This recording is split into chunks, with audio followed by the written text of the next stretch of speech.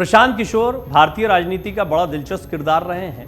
कई राजनीतिक दलों को, लगभग सभी राजनीतिक दलों को, जो बड़े राजनीतिक दल हैं, उनको चुनाव जीतने में, उनकी रणनीति बनाने में खासी मदद की है।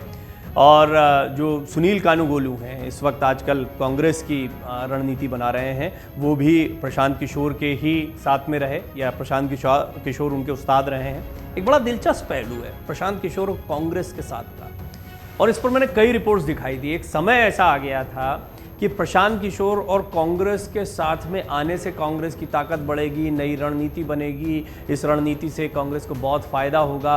क्या प्रशांत किशोर की रणनीति पर अब भी कांग्रेस काम कर रही है? जो उन्होंने प्रेजेंटेशन दिया था, जो बातें उन्होंने कही थी, वो बहुत हद तक सामने भी दिखाई दे रही हैं। सुनील कानूगोलू का साथ में आना, क्या ये एक महज इत्तेफाक है? प्रशांत किशोर की अपनी राजनीतिक महत्वाकांक्षाएं हैं, वो पार्टी में बड़ा पद चाहते थे, सीधे सोनिया गांधी को रिपोर्ट करना चाहते थे, जैसी बहुत सी बातें थी। बहुत से नेताओं की तरफ से उनका विरोध हुआ, ये बातें भी कही गई, लेकिन फाइनली प्रशांत किशोर जो है वो बिहार में यात्रा निकालकर अपनी पार्टी बनाकर एक अलग राजनीति करते दिखाई दे रहे हैं। तो देखते हैं कि उन्होंने कई लोगों को फायदा पहुंचाया, खुद को वो कितना मजबूती से, सशक्त तरीके से यहाँ पर स्थापित कर पाते हैं। ये तो एक अलग पहलू हुआ, लेकिन प्रशांत किशोर की वो रणनीति अब भी क्या कांग्रेस के लिए काम आ रही है? और वो अब भी कांग्रेस को, खासतौर पर कर्नाटक में इस जीत के बाद, कांग्रेस को नसीहत देते दिखाई दे रहे हैं।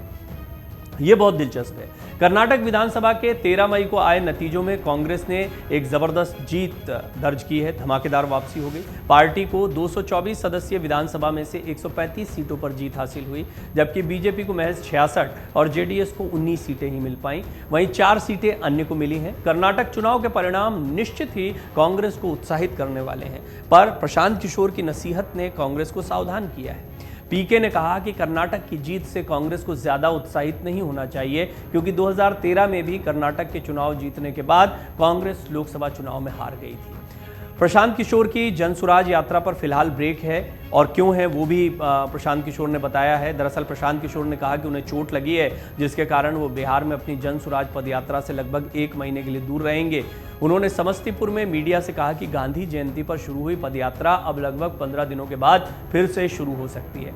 ये कोई पहली बार नहीं है जब पीके ने कांग्रेस के लिए नसीहत के तौर पर बयान दिया हो। प्रशांत किशोर के कांग्रेस में जाने की अटकलों के बाद भी पीके ने एक नसीहत कांग्रेस पार्टी को दी थी, जिसकी चर्चा जोर शोर से हुई थी। पीके ने कहा था कि मैंने एम्पावर्ड एक्शन ग्रुप 2024 का हिस्सा बनने और पार्टी में शामिल होने और चुनाव की जिम्मेदारी लेने के कांग्रेस के प्रस्ताव को ठुकरा दिया है। मेरी राय में पार्टी की अंदरूनी समस्याओं को ठीक करने के लिए कांग्रेस को मुझसे ज्यादा लीडरशिप और मजबूत इच्छा शक्ति की जरूरत है। पीके के फॉर्मूले पर इसलिए सहमति नहीं बन पाई थी क्योंकि पीके ने कांग्रेस में शामिल होने के लिए पार्टी को पुनर्जीवित करने का जो फॉर्मूला रखा था, उसे स्वीकारना कांग्रेस के लिए बहुत मुश्किल था। इस पर मुहर दरअसल कांग्रेस और गांधी परिवार के भविष्य को लेकर बड़ा जोखिम उठाने जैसा था, जिसके लिए न तो गांधी परिवार तैयार था, न पार्टी के दूसरी पंक्ति के कद्दावर नेता। चुनावी रणनीतिकार प्रशांत किशोर के कांग्रेस में शामिल होने की अटकलों पर उन्होंने खुद ही कांग्रेस को नसीहत देते हुए विराम लगा दिया था। प्रशांत किशोर ने कांग्रेस का दामन थामने से इनकार कर दिया था।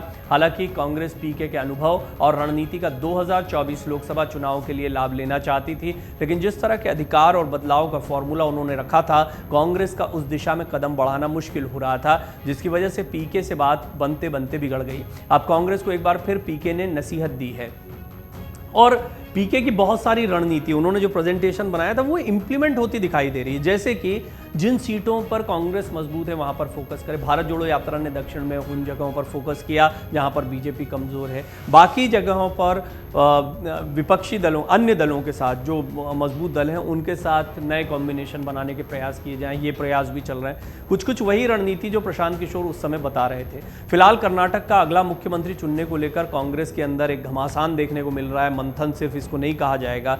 पार्टी के नवनिर्वाचित विधायकों की राय जानने के बाद कांग्रेस के तीनों पर्यवेक्षकों को पार्टी अध्यक्ष मल्लिकार्जुन खड़गे के घर पर बुलाया गया था। मुख्यमंत्री पद की रेस में पूर्व मुख्यमंत्री सिद्धारमैया और प्रदेश अध्यक्ष डीके शिवकुमार सबसे आगे हैं। सूत्रों के अनुसार मल्लिकार्जुन खड़गे अंतिम निर्णय पर पहुंचने के लिए यूपीए अध्यक्ष सोनिया गांधी और राहुल गांधी से भी परामर्श कर रहे हैं। इसके साथ ही जल्द कर्नाटक के अगले मुख्यमंत्री के नाम की घोषणा कर दी जाएगी। इन सबके बीच पीके का यह बयान चर्चा का विषय बना हुआ है, और पीके जो चुनावी रणनीतिकार माने जाते जाते हैं, उनके बयानों को गंभीरता से ही लिया जाता है। अब कांग्रेस इसको कैसे ले रही है, बड़ा प्रश्न है। एक और बहुत महत्वपूर्ण और दिलचस्प पहलू ये भी सामने आता है कि पीके के अंदाज में कांग्रेस आगे बढ़ रही है। प्रशांत किशोर और उनकी टीम ये भारतीय राजनीति में एनालिस्ट या चुनावी रणनीतिकारों को एक तरीके से बहुत मजबूती से लेकर आए, बड़े मुखरता से लेकर आए।